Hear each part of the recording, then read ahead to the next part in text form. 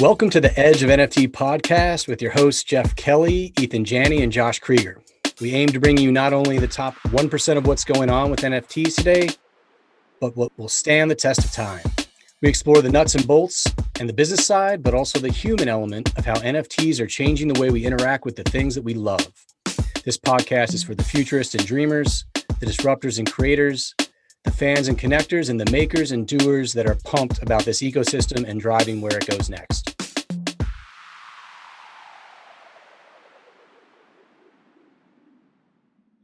But we wanted to take a step back and ask you your perspective on some other questions to get your personal view on some things. It's a section that we call Edge Quick Hitters, and it's kind of a fun, quick way to get to know you a little better. It's 10 questions, and we look for single word or few word responses, but we always like to give you the bandwidth to expand if you get the urge. You ready to dive in on these? Let's do it. All right, brother.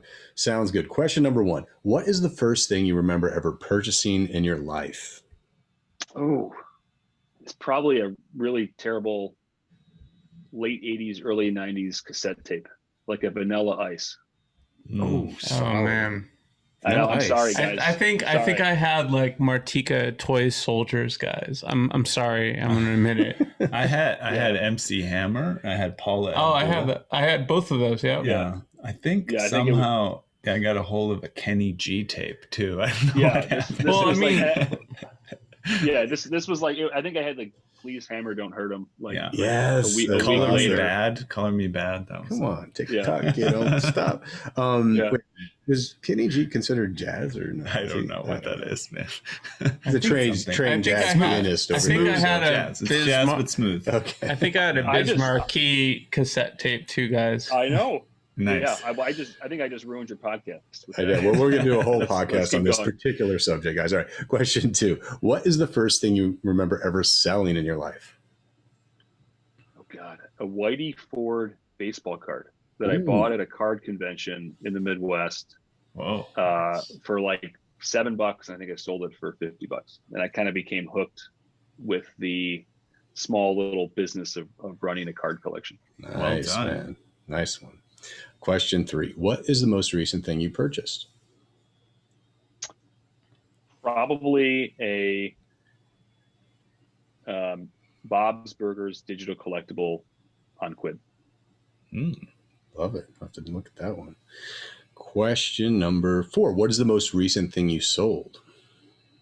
Also a Bob's Burgers digital collectible on Quid. I know these are meant to be fast answers, but Bob's You're good. Burgers, for your audience that doesn't know, is this really strange animated program that used to be on Fox. It's I think now on Hulu. It's sort of like if someone in Brooklyn kind of did The Simpsons in like 2016. It's fascinating. We have been fortunate to work with them over the years and produced a lot of totally irreverent, silly digital collectibles that like have the word fart in them, and they're just hilarious. And so anyway, Well, I'm trying to conquer that market on Quid right now. Yeah. The farm market. Got it. We know you want to increase market. we know you want to increase liquidity, but you don't have to do all the buying and selling yourself. Yeah, that's true. That's true. Bob's, man, that's awesome. Yeah, we'll have to take a look at that one for sure. Number 5, what is your most prized possession? Oh goodness. Oh, this is lame. My kids. Yeah. That's how many kids But you I got? guess I don't really possess. You don't them, possess so them, yeah. That's bad. I guess you can't possess them, but You'd like to sometimes. yeah, exactly. No, yeah, my kids. I'll go with that. You got, how many you got? 2. 2 running around. All right. Awesome. Mm-hmm. Question number 6. If you could buy anything in the world, digital, physical, service, and experience that's currently for sale, what would that be? What do you got your eye on? Oh, it's probably something old. I really like vintage things. I'm kind of a closet Antiques Roadshow fan. And I think in a lot of ways, this has influenced our approach to Quid, where we love this sort of oxymoron of vintage digital collectibles. So I can't name it specifically, but definitely something like 50 to 100 years old. I just love old stuff. Cool. I just went to an estate sale a couple weekends ago for the first time in a while, and just remember how fun estate sales are. You know, you can find the coolest old stuff at those things. I do have to say, each one of those old things has a weird story to it, and you wonder like, why did this person buy it and what do they do with it? So it's a lot of what makes NFT special as well, is the ability to track provenance, right? Yeah. And like bake culture into that object itself. I think old antiques also have that attribute. Yeah, something special about that. Question number 7. If you could pass on one of your personality traits to the next generation, what would that be? I guess the word is resilience, but it's the ability to not die. And I don't mean like in the sense of like immortal life. I just mean in the sense of being able to take a bunch of licks and keep getting up. So I think resilience is key. Agreed. Beautiful. Question number 8. If you could eliminate one of your personality traits from the next generation, what would that be? Oh God.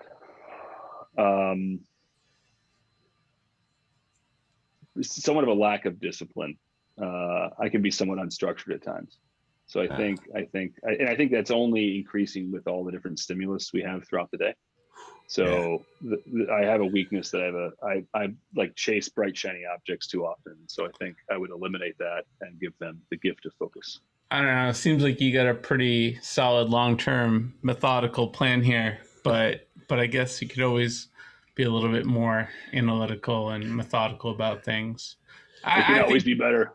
Yeah, right. You've got a pretty good balance, man. So, question number 9. What did you do just before joining us on the podcast?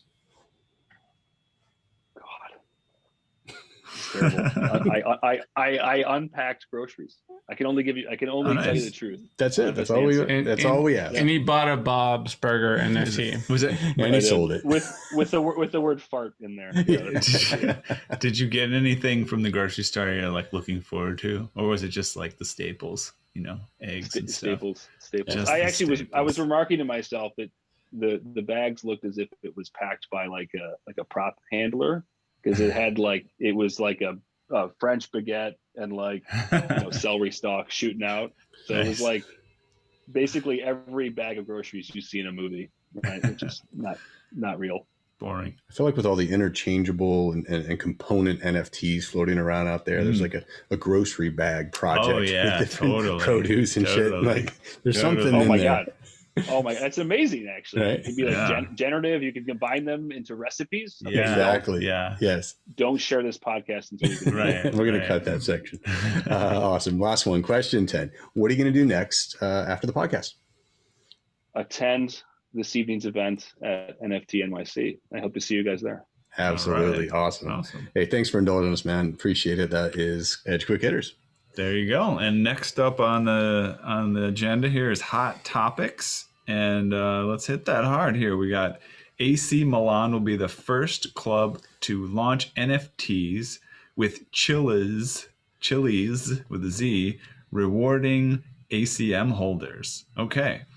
On their website, they've announced this, that Rossoneri will be the first football club to launch an NFT campaign on the fan engagement and rewards app, Socios.com, partner of the Rossoneri since January 2021. The launch will take place on Sunday, 31st of October, yesterday. Podcast will be released later, when 100 limited edition NFTs will be minted to commemorate the biggest AC Milan moment from their game with AS Roma. The NFT will be subsequently dropped to ACM fan token holders. All right, cool stuff. Getting in there with sports. All right, so one of the cool things I saw about this thing is that you have to have a certain number of tokens in your wallet to be eligible for the NFT. And then also you have to like make a prediction about the outcome of the game, right? And then only then are you eligible, right? So there's this gaming aspect of this going in there. I like right? that. Yeah, there's something really cool, like DraftKings-esque, right, going on here with this thing. So I just like this use case. I think it's fun. Fun is so important, right, to the space right now. We got to keep things fun and interesting. And this is one of those ones where I'm like, oh yeah, this is like, kicking down the door of the intersection of fantasy and NFTs and all this fun stuff we're doing with gaming. Yeah. I have to say though, I almost can't comment because I'm wondering if you saw our roadmap, like privately. No, I think I think there's a lot. I think there's a lot there. I think what you're going to find, I think entirely new verticals of products will be created that are very much of interest for the DFS players, whether it's FanDuel or DraftKings, or even the traditional sports betting players like a Penn or like an MGM. I think they've all very much seen what Dapper's done with Top Shot, and it presents not only a new model, but an entirely new vertical, right? Like in this space, you're not necessarily having to play the role of a GM and field a lineup, right? And do a draft and sort of populate various positions to then earn points and rank and win money. When it's an NFT and it has like an asset like ability to it, and when it's maybe determined or connected to the sports performance on the pitch or on the field, I think basically there'll be the invention of a new vertical that isn't quite DFS, but isn't quite NFTs, but kind of marries the best of both worlds into one experience. So that's really cool to hear that Socios is doing that. I think you're probably, without sharing too much, you're going to see a lot of innovation in that space in the next 6 months. Yeah, man. Right on. Something with tea as well. But I was interesting. You said it several times that actually, we haven't heard that particular phrase before. It's very relevant. The cardboard or code, right? And I think one of the interesting things, of course, that is, it's a sort of obvious, but it's not, is like, whoa, the code. I mean, the code, there's just so much you can do in engagement levels, right? I mean, we haven't even scratched the surface into what kind of programmatic things you could do. You can't own a cardboard, trading card, and that gets you special access to something, or, and it's automated, right? Like the list is endless. Let me just give you one without maybe sharing too much proprietary secret information, but there are limitations on the type of physical inventory that can transact on eBay. Basically, it's like if the item's less than $50 in value, you're really not going to go through the pain of listing it, nor are you going to go through the pain of, think about it, like, picking, packing, shipping, receiving, confirming receipt, right? Like all those things are a headache, and it functions as a tax on the transaction that effectively limits what inventory can be transacted. So you have these physical markets around pieces of cardboard that exist simply because of the physical nature of the widget in the middle. In the digital world, that doesn't have to exist. I mean, there's zero shipping. It's instant, right? There's an ability to trade these things, and buy and sell them 24/7. There are innovative sales formats that haven't even existed. There's fractional ownership. There's, I'm sure, going to be a suite of financial products that are offered up to NFT holders to sell up a portion of the item and get some liquidity.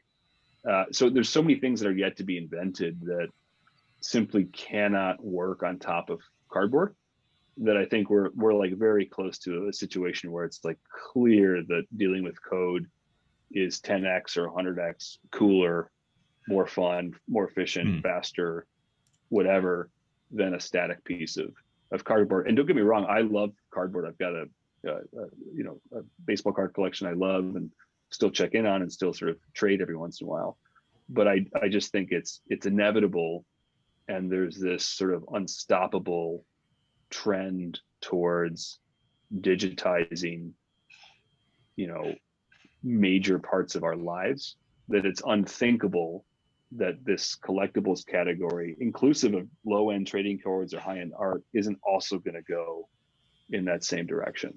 And so I look at it not as like the liberal arts guy, but kind of more of this sort of structured thinker. And it's like, of course, somebody's going to build a product or experience that is just so much cooler, that has not just the digital natives that prefer things that way, but actually gets those in-betweeners, right? Somebody who's invested time and energy into, in this case, like their cassette tape collection, and someone comes along with a CD and they have to upgrade formats because it's just so much better. So I think we're really on the eve of all that. of all that happening. Just what else we got going on, Ethan? Yeah, sure. Let's see. This is a very obscure Facebook. Again, you guys mentioned that earlier. I'm not familiar with it, but is rebranding to Meta. Okay, I guess that is a story that's been in the news. You know, it's funny. I forget what the exact scenario, but I have not. There's some sort of release video around this, I guess, like Mark Zuckerberg doing like an explanation. Or I have no idea what it is. He did a post on it. Too. Yeah. And my wife was like, oh, did you hear about that? And it's like, I heard about it. And this video came up on my feed when I searched for it. And I said, oh, let's watch the video. She's like, let's not. I already saw it. Like, I don't want to see it. So I don't really have any idea what's going on. But I don't know about you guys, but I haven't used Facebook in 7 or 8 years. I don't personally use Instagram. And any of my connections to the broader Facebook universe is really about, it's a necessity for running elements of our business. I do use some WhatsApp, but it's far more as a productivity tool than it is, where I hang out and deal with people. And so I think my reaction to it was a strange one, which is like, well, I still don't care because I've sort of largely viewed them at least irrelevant in my life.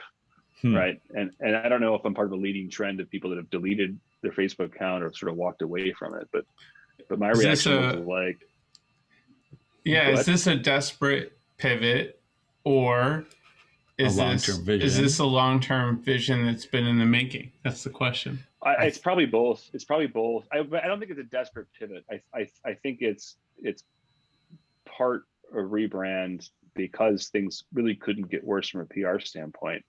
But I think it's also really ruthlessly commercial in the sense that they see where the world is going, and they need to start putting the building blocks in place to dominate that future world. Well, part of the messaging, I know I can feel, Jeff, you have something to say here, but part of the messaging from them has been, this is going to be more open, and it's going to be more about collaboration with other people being able to build on top of what they're doing, which is not sort of probably not. And unless they came out and said, we're going to change our business model, I think this will just be a bright, shinier 3D VR way to experience the same Facebook ecosystem and economy. I mean, I'm a believer that everything goes down to business model. Even these disruptive, technology changes, they're largely business model changes that render some incumbent, all of a sudden making money the wrong way, and the new entrant actually comes in and makes money the right way. So I think, look, Facebook as a whole takes in your data and the content you contribute, and they use that to make you the product and sell you to advertisers. And if everyone one day stopped using Instagram or Facebook, they don't have a business. And so there's a whole ton of asymmetries there where it's the community that does the work, but the community actually gets very little of the benefit. And if you believe everything about these reports from Instagram and such, they actually get a negative benefit or a cost, which they feel bad about themselves. So I think really what matters isn't, like, I think there'd be no change if Meta is just a new application layer on top of the existing business model.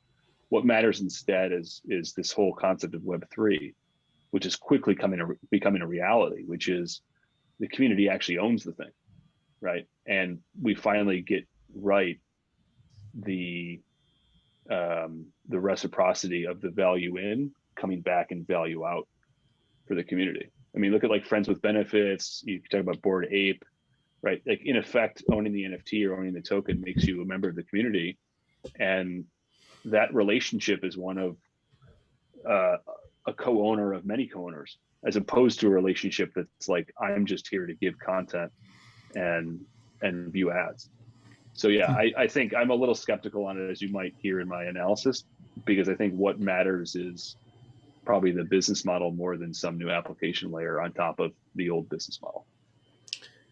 Time will tell, right? Yeah. I mean, what's interesting about the Facebook and Google model over the past many years that they've been around is people have this value locked inside of what they do that they don't always realize is valuable, right? And then some company comes in and say, hey, we realize there's value, give it to us for free, sign the terms of service. We'll generate value around it. And I guess that's in essence that's okay if they know how to generate value out of it and the users don't. But then there's that other aspect of it, which I think you alluded to, which is they're generating value by, hijacking people's dopamine system and making them feel bad about themselves at the same time. I mean, let's fast forward 10 years from now, right? Like there's going to be a generation that think it was crazy to post interesting creative content to benefit some other platform and their advertisers. Like that idea that we did that for over a decade or more is going to feel obscene. Yeah, it's a paradigm shift, to use an overly cliched term, but I think you'll see the same thing, let's say, in video games. Like I really believe this is happening sooner than we think. I think it's 5 years away where people will say, I can't believe I played video games and didn't make money. Like full stop, right? So I'm a huge believer, as is Animoca, in the play to earn movement. And I think that we are at the late stages of free to play. Free to play as an economic system is awful for players. It basically uses 2%. It takes these addictive mechanics to prey upon the 2% to subsidize the other 98%. And you don't actually own the thing, nor can you really, make money from it. So I think free to play is ending in the gaming industry. And what you'll find is more things like Axie Infinity, where people will say, yeah, I got good at this game and I can make money from it in a much more direct way within the game itself. So yeah, I think that's probably the one that's like sooner in, where people will say, I can't believe 10 years ago people spent all their time playing these video games and didn't make any money from it. Yeah. Well, I'm a little more optimistic that Facebook can see the light and use their power and money and capability to do some good. Got some Facebook stock? Yes. I'm not going to disclose any information right now, but no, if anybody does have the power to make it happen, I think they do. Will they? I don't know, but I'll be optimistic about it. Yeah.